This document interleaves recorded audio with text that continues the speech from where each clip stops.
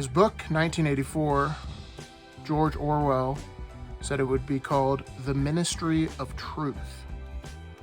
The Biden administration wants to call it the Disinformation Governance Board. My name's Eric. This is above my pay grade. Let's get into it.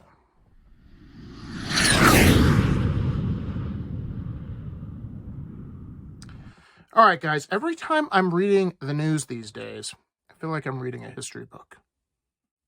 Is anybody else in the same boat as me? You read this stuff in history, or you learned it in high school or college, and you're like, there's no way that could happen today. If that happened, then, I would do X, Y, and Z. Well, you have your chance, because now we have the Ministry of Truth. The Department of Homeland Security is creating something called, I'm reading here, the Disinformation Governance Board. Secretary of Homeland Security Alexandra Mayorkas testified Wednesday that the Department of Homeland Security is creating this board to combat misinformation or disinformation. You tell me which one's better. Ahead of the 2022 midterms.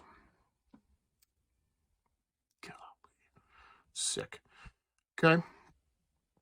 And here's the kicker. This is a quote from Mayorkas. The goal is to bring the resources of the DHS together to address this threat.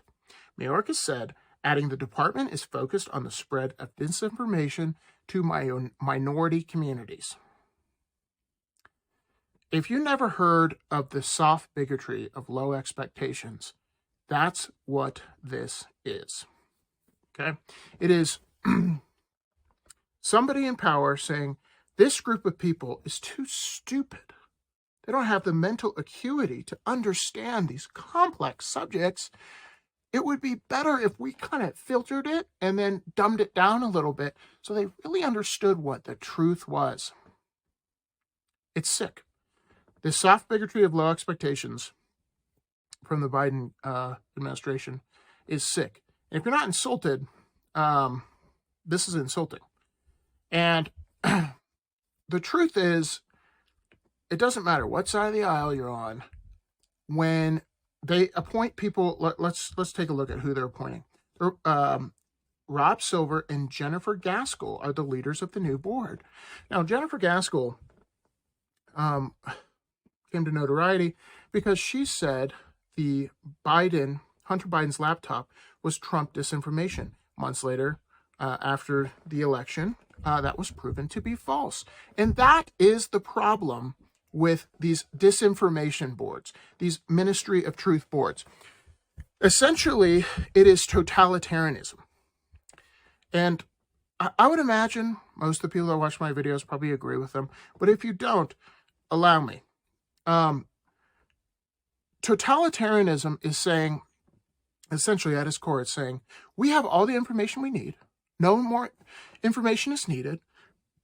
And therefore, we can make a top-down decision for the whole of society. And what eventually happens with totalitarianism, if you read any history book, what eventually happens with totalitarianism is people don't like it. And so this super soft, very nice government, candy canes and unicorns, has to come down with the iron fist and enforce it. Okay? So totalitarianism, you can use whatever words you like, the Disinformation Board, whatever, but essentially what it's saying is we are the arbiter of truth. Here's where you need to come for the arbiter of truth. And freedom of speech and freedom of information, that's what they were set up for. They're set up to fight these type of people, these people in government who think, we know best. We know best. You're too stupid. And if the last 2 years hasn't shown you that the government thinks you're too stupid to handle your own life, I don't know what will. Wake up, because this kind of stuff, again, most of the people watching this video probably agree with me, but I would ask you to, people that don't, to try to be philosophically consistent, because I don't think, it doesn't matter the side of the political aisle you're on, no one, zero, nobody should be in charge of truth. I have the answers for truth. It's not, hey, the Biden administration is putting these people in. It would be totally okay if Trump had done it. I don't think any of that stuff. No one should have control of these levers because power distorts people. And read history if you don't believe me.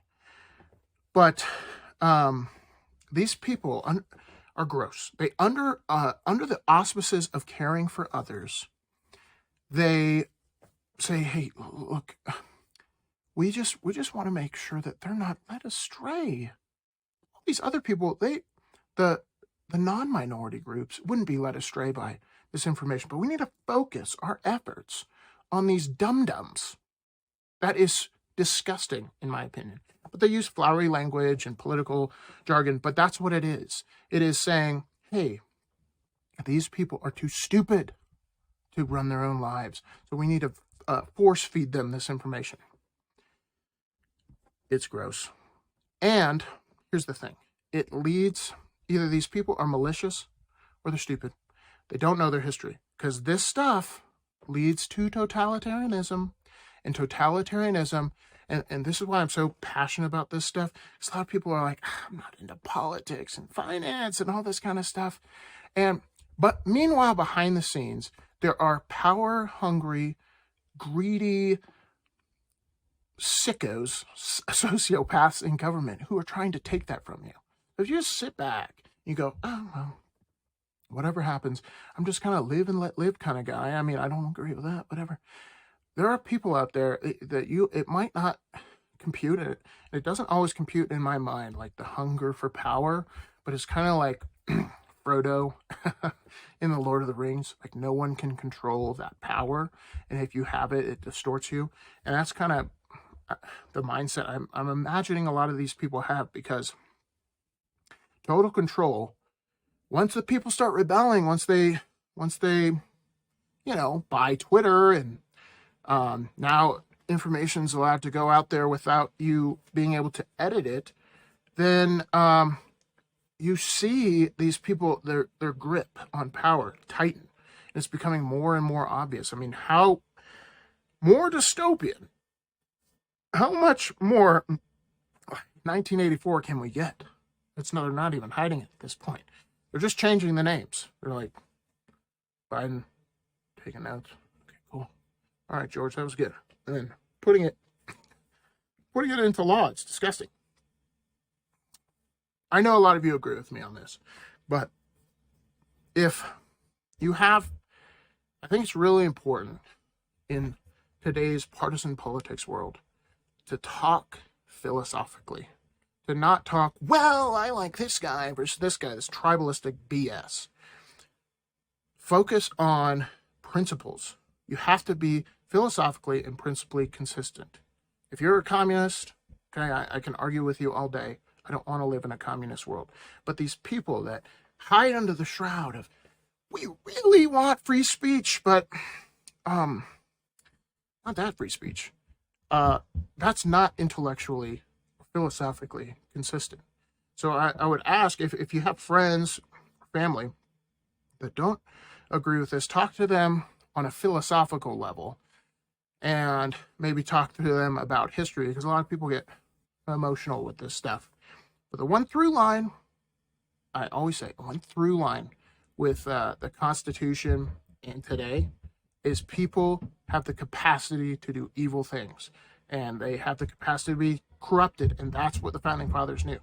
So those principles are still true today, because the people are the same as they are back then. They are today. They're the same. Okay? We're not enlightened. We're not more holy. We have the capacity to do evil just like they did back then. So this whole movement to run away from tradition and not tread lightly on some of these things. We'll just shut down the whole country. We'll make people get the vaccine. This has second and third order effects to people's liberty, and it sets a precedent. And that's why a lot of people are against it. They're not anti-vaccine, or they're not anti education and all that, but they are anti some of the principles that are being set. Okay? So, okay, off my soapbox today. Thanks for watching. Thanks for listening. If you have a friend that needs to hear this, share it with them. See you in the next one. Peace.